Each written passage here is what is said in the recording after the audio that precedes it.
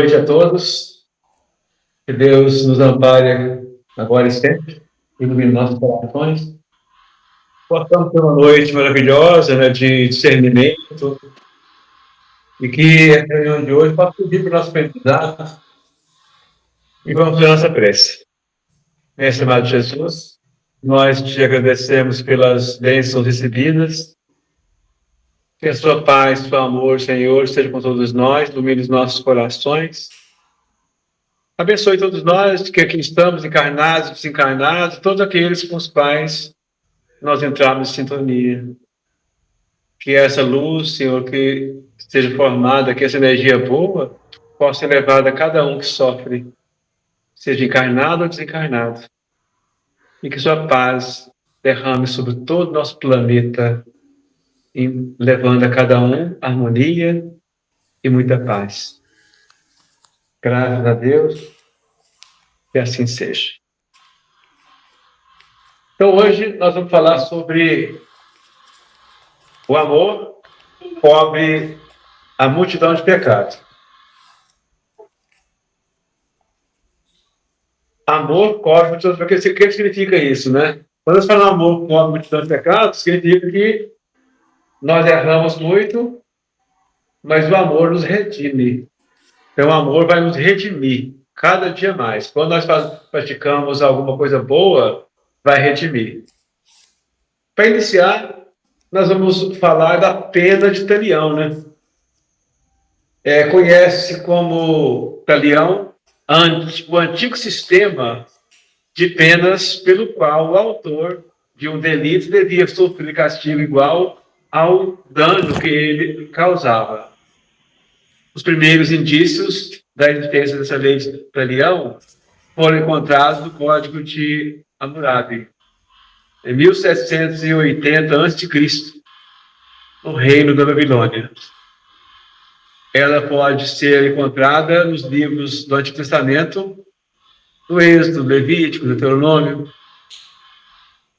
No livro Êxodo, Moisés trouxe também essa lei, embora ela não seja criação dele, já existia, né? Ele plantou essa lei. E lá no Êxodo, lá na Bíblia, no livro de Êxodo, diz o seguinte: mas se houver morte, lá no capítulo 21, versículo 23 a 25. Mas se houver morte, não dará, então darás vida por vida, olho por olho, dente por dente, mão por mão, pé por pé, queimadura por queimadura, ferida por ferida, golpe por golpe. Ou seja, se alguém feriu, vai ser ferido igual.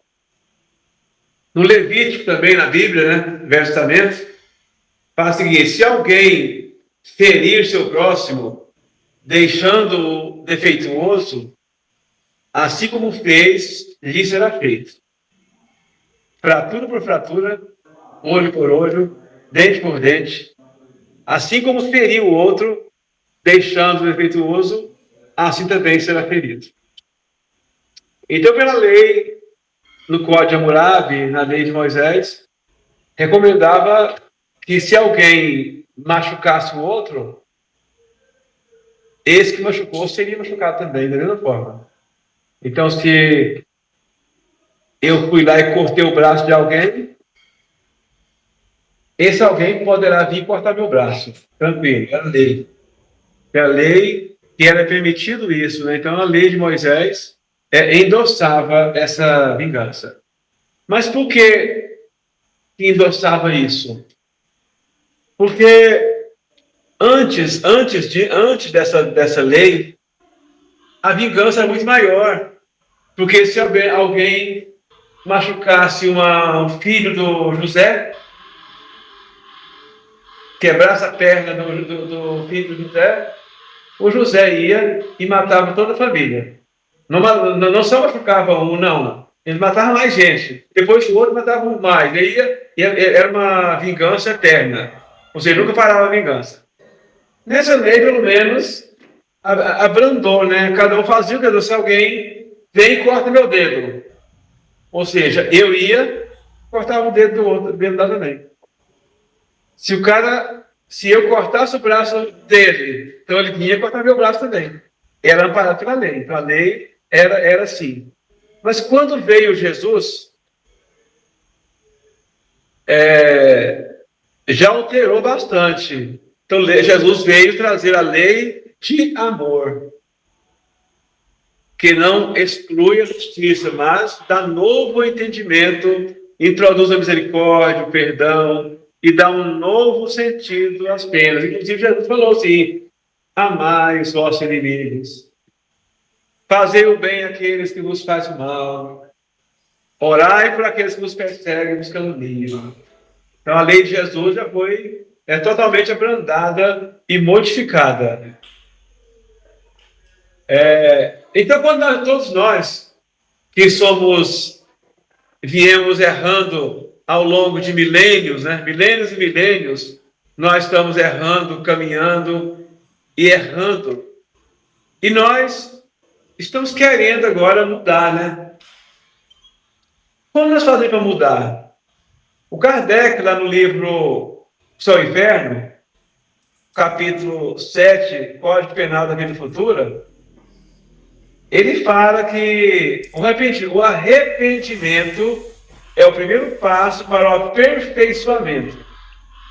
Nós queremos nos aperfeiçoar, né? Nos melhorar. Qual é o primeiro passo?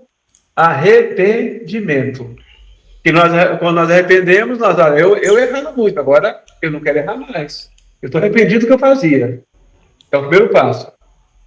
Mas ele fala o seguinte, o Kardec fala, são precisos ainda, ou seja, esse arrependimento sozinho não basta. Ele fala, não basta só arrepender. O que adianta? Eu arrependi, e agora? Estou melhorando? Eu só estou arrependido. Eu melhorei? Aí fala que não basta. É preciso ainda a expiação e reparação. O que é expiação? Expiação é que se eu pratiquei muito erro, eu vou ter que sofrer as consequências do erro que eu pratiquei. Nessa encarnação ou encarnações futuras, eu vou ter que sofrer as consequências. Mas basta sofrer para progredir? Também não. Aí ele fala que precisa também da reparação. Reparar é fazer o bem para aquele que eu fiz o mal.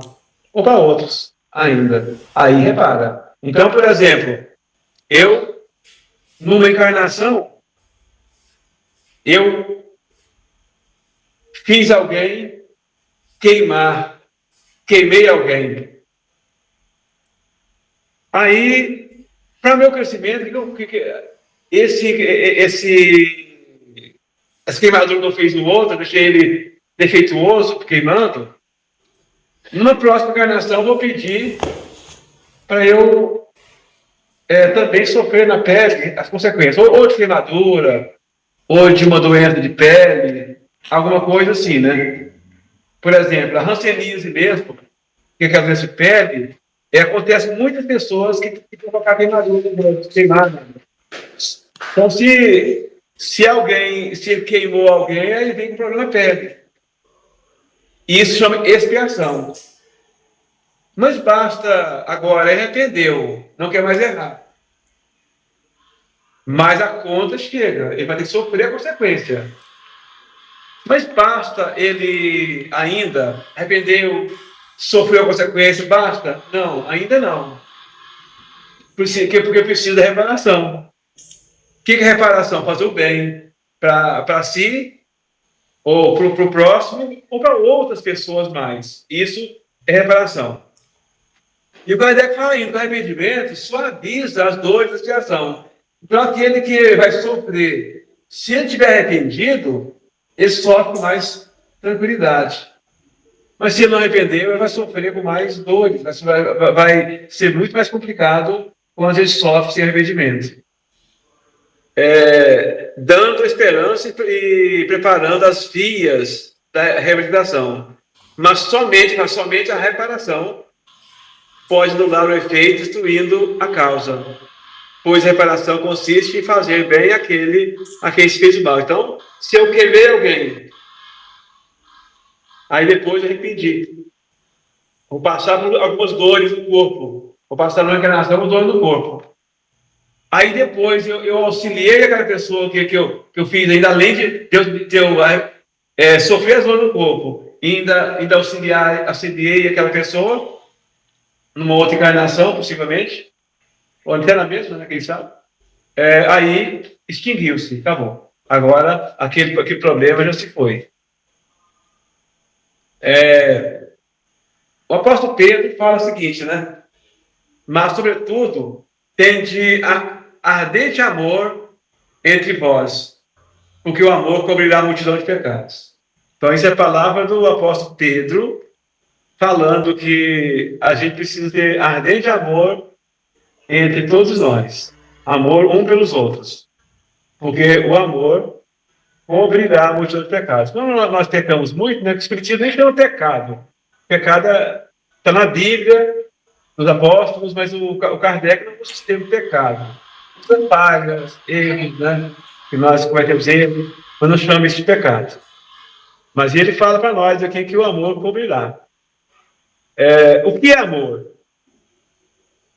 O amor, segundo Emmanuel, o amor puro é o reflexo criador em todas as criaturas. Brilha em tudo e em tudo palpita na mesma vibração de sabedoria e beleza.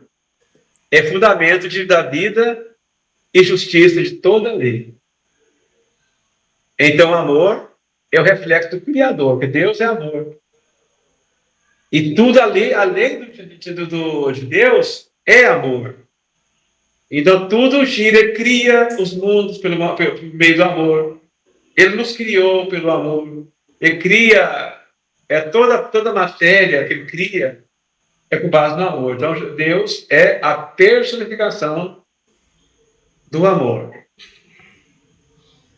O apóstolo Paulo, ele fala do amor, ele diz o seguinte: ainda que eu falasse todas as línguas dos homens e a língua dos próprios anjos, se eu não tiver o amor ou a caridade, serei como bronze que soa e um símbolo que tine.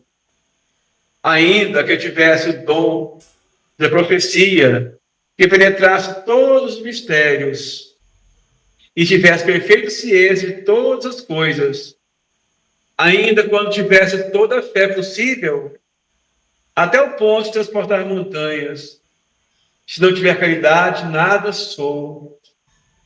E quando houvesse distribuído os meus bens para alimentar os pobres, e houvesse entregue meu corpo para ser queimado, se não tivesse amor ou caridade, tudo isso de nada me serviria.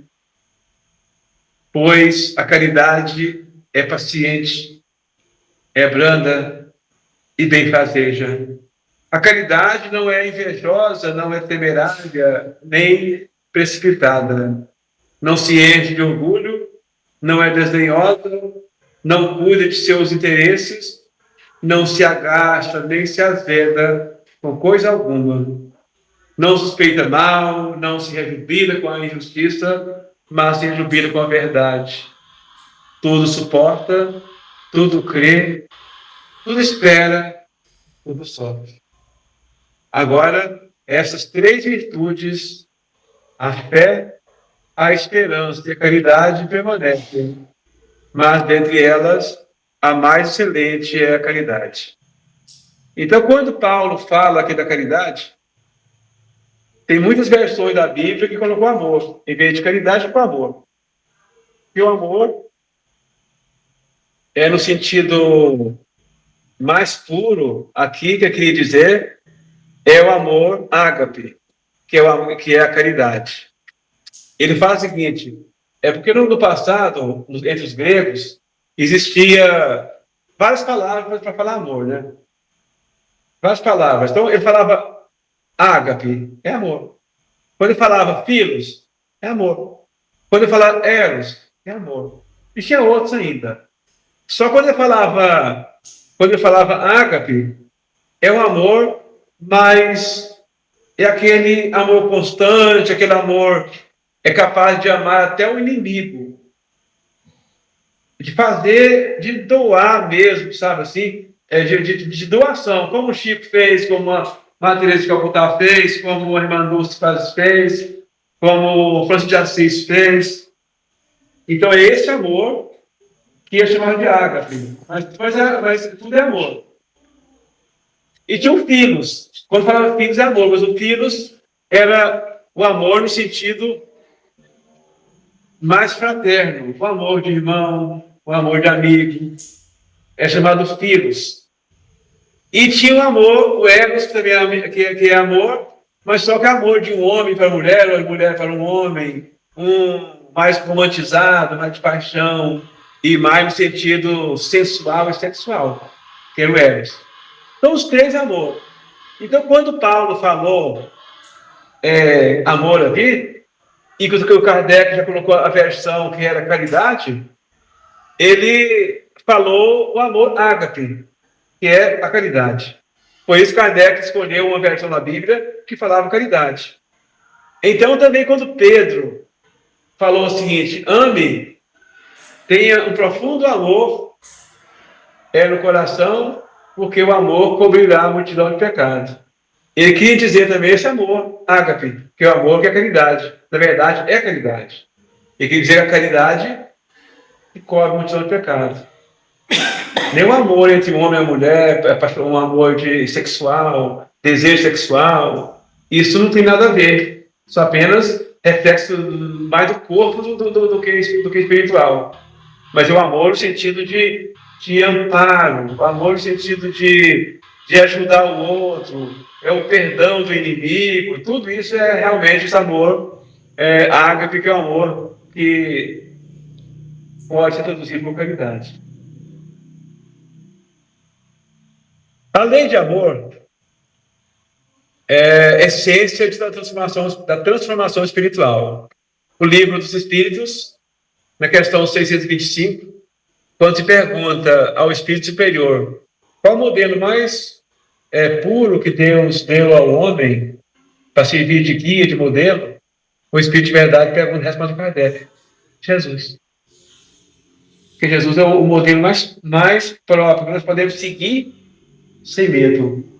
Podemos seguir a risca o que ele mandou, porque ele é o modelo mais perfeito que Deus nos concedeu para a nossa caminhada. Olha o tanto que Deus é amor. Ele sabe que nós caminhamos pelo caminho do erro, mas ele manda os profetas, depois veio o próprio Jesus, que é o governador do planeta, e veio trazer para nós a lição do amor. Como que realmente é amor. Então fala que a lei do amor, conforme elucidado pelos Espíritos, é a base de toda a criação divina. Deus cria por meio da lei de amor. Jesus e o Consolador nos mostram o amor como condição de progresso. Então, é pelo amor que nós crescemos. Todos nós estamos aqui na Terra buscando nosso crescimento espiritual, buscando a nossa caminhada espiritual. E é o amor que vai fazer a gente crescer. Enquanto nós estamos afastados do amor, o nosso crescimento é minúsculo. Mas quando a gente começa praticar o amor, se imagina bem, estou voltando nesses fenômenos que eu já citou, né? Francisco de Assis, Teresa de Calcutá, Irmã Dulce, Chico. Se imagina tanto que eles cresceram numa única encarnação, praticando tanta coisa boa que eles praticaram, né?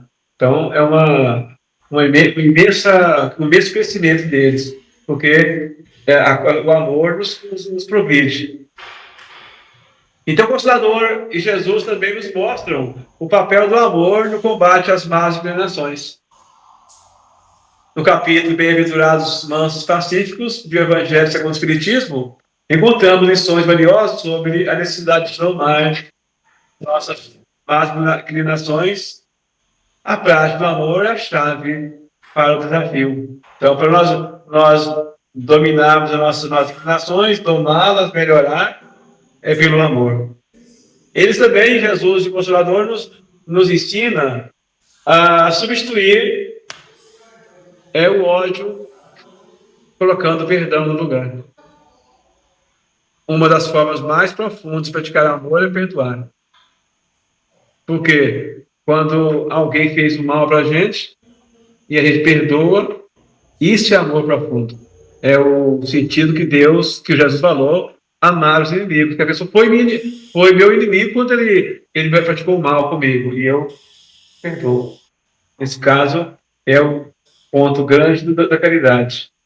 Quando Jesus ensinou a amar os inimigos, ele ofereceu à humanidade um remédio poderoso contra os males do ressentimento e da vingança. O perdão dissolve as correntes do ódio, liberando tanto o ofensor quanto o ofendido para novas possibilidades de crescimento. Porque nós aprendemos muito que o perdão é para o outro, né? Eu vou perdoar e a gente fala assim, ele não merece. Quando o cara fez muito mal, eu falo, não, eu não vou perdoar não, porque ele não merece perdão. Só para pensar bem, que o perdão não é para o outro. Quando eu perdoo o outro, quem está se livrando somos nós mesmos. Então, o perdão é para a gente. Quando ele perdoa, é uma algema que nós estamos algemados e o perdão está nos livrando da algema. Então, Jesus Consolador também nos mostra a necessidade da superação do egoísmo. Então, nós somos egoístas. O que é egoísmo? Querer só para nós, né? Isso é egoísmo. E o amor é o contrário. Então, quem tem amor não está querendo só para si, quer para o outro também. Então, ele está ajudando o outro. Porque quem pratica a lei do amor, ele está saindo de si, desse ego destruidor, para auxiliar os outros. O egoísmo é identificado pelos espíritos como a raiz de todos os males. Então, todos os males surgem a partir do egoísmo. Quando nos dispomos a amar incondicionalmente, abandonamos o foco excessivo em nossas próprias necessidades, abrindo espaço para o cuidado com o próximo. A gente deixa um pouquinho a gente, pensar na gente, para pensar no outro. No livro A Vida Escreve, psicografia de Chico e Valdo Vieira, tem a mensagem, o merecimento. Então, a historinha chama merecimento. Então, essa história é contada o seguinte, que um homem chamado Saturnino, ele reencarnou na Terra e era um cara muito legal. E ele, na sua juventude ainda, ele conheceu o Espiritismo. E começou a gostar, leu o Evangelho segundo o Espiritismo, leu o livro dos Espíritos, e aprendeu bastante. E então, ele começou a praticar as coisas boas. Aí no trabalho dele, ele era honesto, trabalhador, ajudava os colegas de trabalho, e estava sempre ali junto das pessoas, ajudando. Na casa espírita, ele era um grande trabalhador, que ajudava muito. Só que, em determinado dia, ele, lá onde trabalhava, mexendo com a máquina, ele teve um acidente com ele e ele machucou muito o braço. E a mão, principalmente a mão, o braço todo machucado muito. E ele foi para o hospital. Chegou no hospital, o médico fez a cirurgia, tirou, machucou, fez os pontos e tudo mais, mas teve o dedo polegar e foi arrancado, foi amputado o dedo polegar dele. Aí os colegas dele todos falavam, como é que pode? Esse cara é tão bondoso, ajuda todo mundo. Como é que pode? Tem tantas pessoas más, que acidente muito maior, o cara se livra, não machuca nada. E ele vai machucar tanto assim. Como é que pode um cara desse? Aí ele achou que Deus era injusto. Alguns falavam assim, como ele trabalha tanto no seu espírito, como é que os mentores não livraram ele desse machucado, desse acidente? E ele, como ele era um cara que estava bem espiritualizado já, ele aceitou, mas estava numa certa tristeza, né? com o seu dedo, né? Aí, quando foi à noite, ele foi para a casa espírita. Chegando na casa espírita, já um pouco triste, né? Mas formado. Aí o mentor espiritual usou para ele um médium, mentor da casa, o Macário, e falou para ele: olha, meu irmão, sei que você está batido, mas tudo é justiça de Deus. Aí contou para ele a história dele, né? Que no passado, 80 anos, mais ou menos 80 anos atrás, ele morava no litoral. 80 anos atrás, ele tinha outra encarnação com outro nome, claro, né? E morava, tinha um sítio ele é bem poderoso, tinha muito dinheiro, tinha um sitiante rico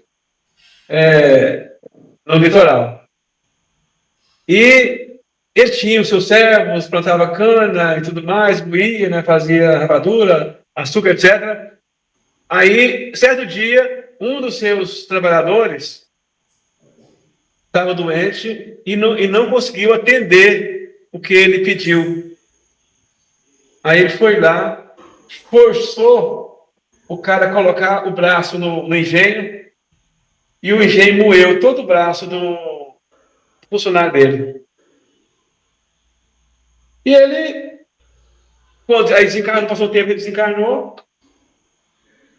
ficou sofrendo muito, ele, durante o desencarne dele, ele via aquele, como se o engenho estivesse moendo de novo lá, ele via aquela garapa descendo, cheia de sangue, ele sofreu muito. Aí, mas quando ele sofreu bastante tempo, ele pediu uma nova encarnação.